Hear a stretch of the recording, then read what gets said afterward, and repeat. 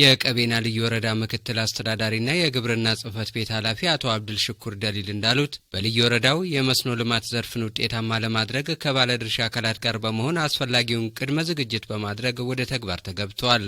የልዩ ወረዳው አርሶ አደሮችና ወጣቶች እንዲሁም ባለሀብቶች በመስኖ ልማት ዘርፍ በተለያዩ የውሃ አማራጮች በመታገዝ እያደረጉት የሚገኘውን ተሳትፎ ከጊዜ ወደ ጊዜ እያደገ መምጣቱንና የማሳ ሽፋን እንዲሁም የምርት መጠን በማደጉ ተጠቃሚነታቸው መሻሻሉን ነው ገለጹት። ከመስኖ ስራ ጋር በተያያዘ አርሶ አደሩ ከዚህ በፊት በራሱ ጓሮ በተበጣጠሰ መልኩ ለቤተሰብ ፍጆታ ሲሰራ የነበረውን አሁን ላይ ወንዝ ዳር በመሄድ በተደራጀ መልኩ በስፋት የተሰራበት ሁኔታ አለ።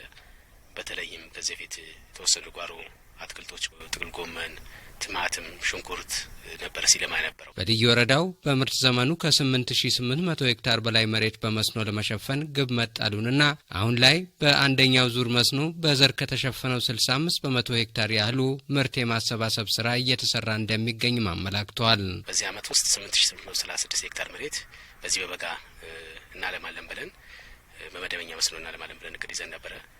እስካሁን ወደ 98%ን ኦልሞስት 8450 አካባቢ ሄክታር በዘር ተሸፍኖ ምርት በመሰብሰብ ላይ እንገኛለን። የዘር ሽንኩርት፣ ቲማቲምና ጎመን በመስኖ ልማት እየለሙ ከሚገኙ ሰብሎች ዋና ዋናዎቹ መሆናቸውና በተለይም የዘር ሽንኩርት በክላስተር በስፋት በማምረት ወደ ማዕከላዊ ገበያ እየቀረበ እንደሚገኝ አስረድተዋል። አሁን ላይ በጣም በስፋት አሁን እዚህ ማሳ ላይ የምናየው የዘር ሽንኩርት በስፋት እየለማ ያለበት ሁኔታ አለ።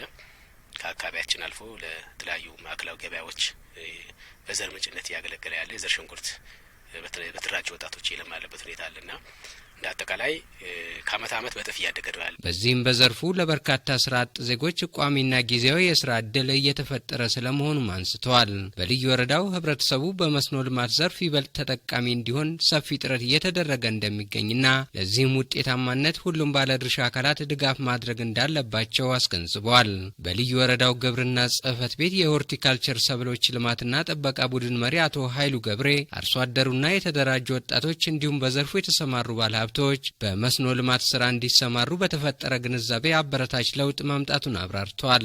በልዩ ወረዳው የፈረጀቴ ቀበሌ የግብርና ልማት ባለሙያው መሐመድ አሚን ሸምሱ በቀበሌው 967 ሄክታር መሬት በመስኖ ለማልማት እየተሰራ ነው ብለዋል።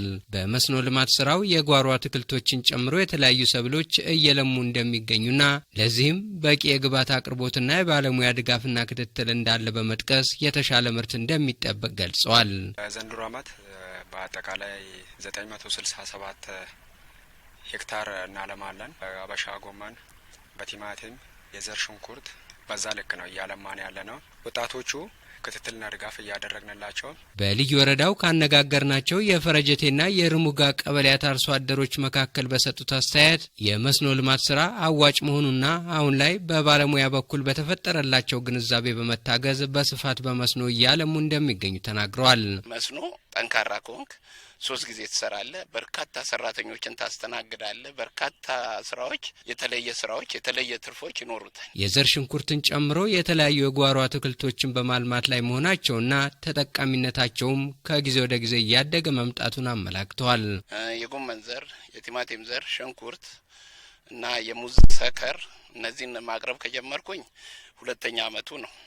ዘሩን ግን ከጀመርኩ ጊዜ ጀምሮ በጣም አዋጪና በጣም ጥሩ ስራ እየሰራው ነው ያለሁት። አዝመራው በጣም ወሳኝ አዝመራ ነው። እንደምታዩት እንግዲህ እግዚአብሔር ካለ ደግሞ ለፍሬ ካበቃው በቂ አዝመራ እናገኛለን ብለን እናስባለን። የስራ ዕድል የተፈጠረላቸው ወጣቶችም በተፈጠረላቸው የስራ ዕድል ተጠቃሚ መሆናቸውን ገልጸው በቀጣይም በዘርፉ ተደራጅተው ለመስራት መነሳሳትን እንደፈጠረባቸው ጠቁመዋል።